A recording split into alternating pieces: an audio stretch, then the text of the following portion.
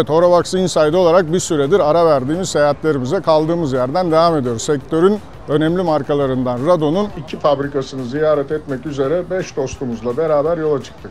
Çok yoğun 3 günlük bir programımız var. Programı adım adım sizlerle paylaşacağız.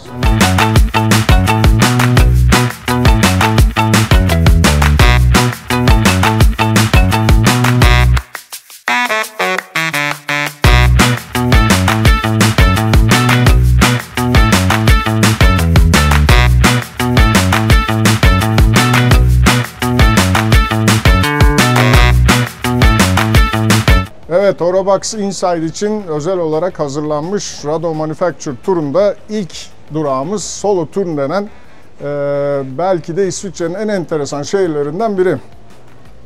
Selim abi ne diyorsun? İnanılmaz tarihi bir doku, barok tarzı mimari, müthiş bir ambiyans, çok etkileyici bir yer. Evet, çok enteresan bir hikayesi var bu arada.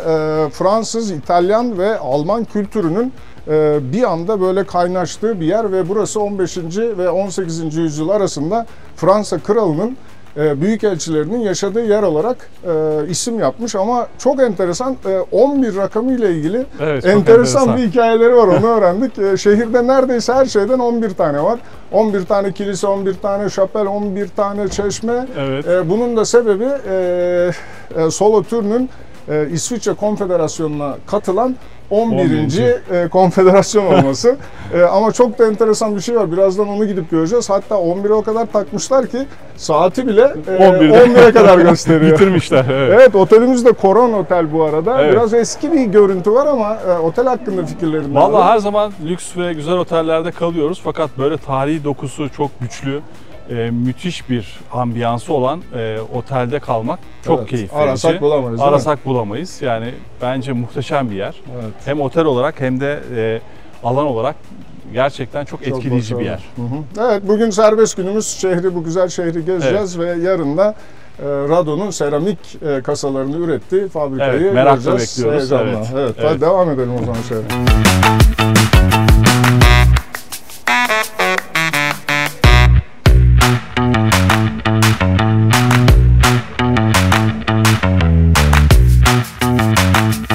Evet, gezimize devam ediyoruz. Otele yerleştikten sonra şehirde kısa bir tur yapalım dedik ve çok etkilendik. Ne diyorsun Fatih?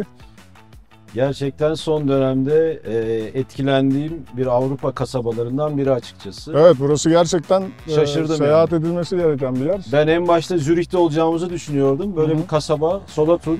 Şaşırdım. Hayranlıkla da izlemeye devam ediyorum. Yani çok iyi, çok güzel. Sen Horobox Inside'la ilk kez böyle bir seyahate katılıyorsun değil mi? Evet, ilk defa. Evet, gördüğün gibi yani İsviçre'yi sana farklı bir açıyla gösteriyoruz. Vallahi gezim... Hem Horobox'a hem de Rado'ya çok teşekkür ederim. Evet, aynı şekilde harika. Gerçekten bizim için güzel bir tecrübe oluyor. Hele o pandemi günlerinden sonra belki de ilk seyahatimiz. Evet. Evet. Harika bir seyahat.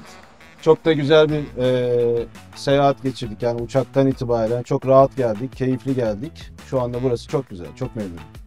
Seyahatimize devam ediyoruz.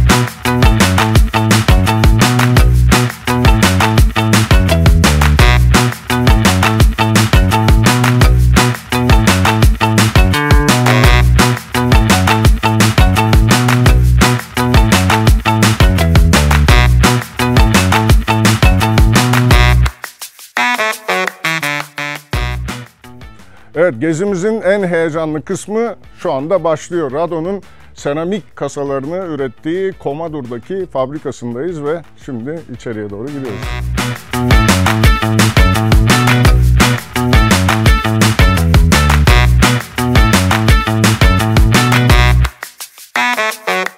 Seramik kasanın nasıl üretildiğine dair burada güzel bir illüstrasyon var.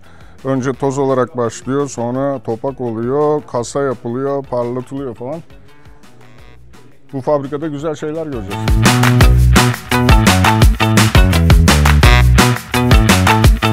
Neden seramik kullanıldığına dair böyle bir oyuncakla çıkıyorlar karşımıza. Elimizde böyle bir alet var, çizebiliyoruz. İşte çelik, görüyorsunuz böyle çiziliyor. Ama seramiğe bunu yaptığınız zaman üzerinde, işte bu yüzden saat kasalarında seramik materyali kullanılıyor.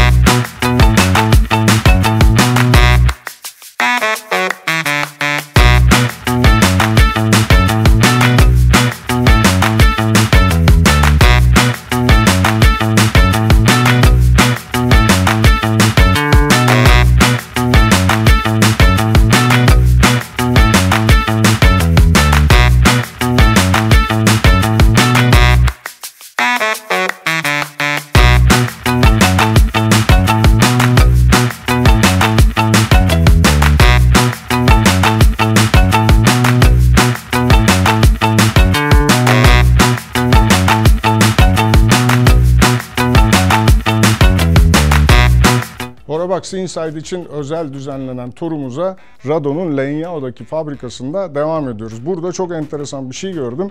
1962'de ilk çıkan Captain Cook modeli. Burada da 2021'de yayınlanan high-tech seramik kullanılan yenilenmiş modeli.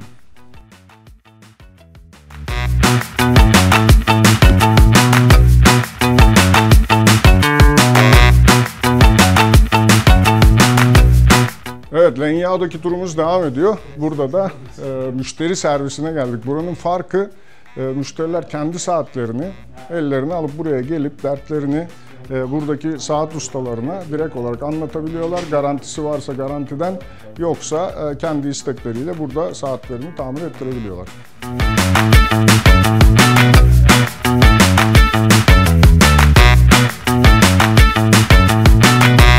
Evet, şimdi gelelim Horabox'ta en çok aldığımız soruya.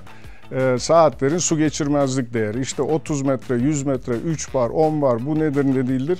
İşte bütün her şey buradaki bu ufak makinede yapılıyor. Saat bunun içine konuluyor. Gördüğünüz gibi ufacık bir makine aslında.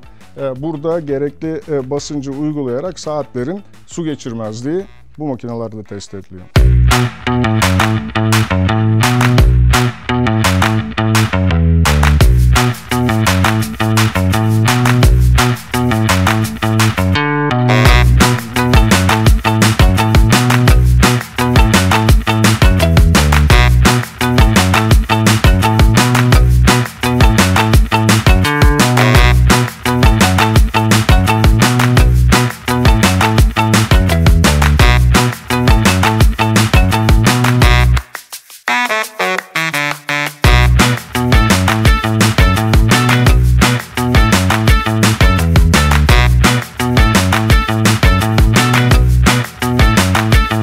Evet sevgili dostlar, Horabox olarak bir seyahatin daha sonuna geldik.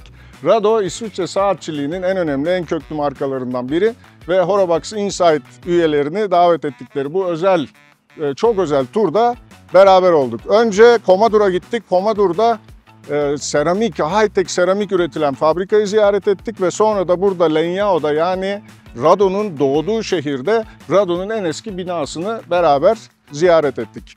Rado'daki tüm dostlarımıza çok teşekkür ediyoruz ve bir sonraki seyahatte görüşmek üzere diyoruz.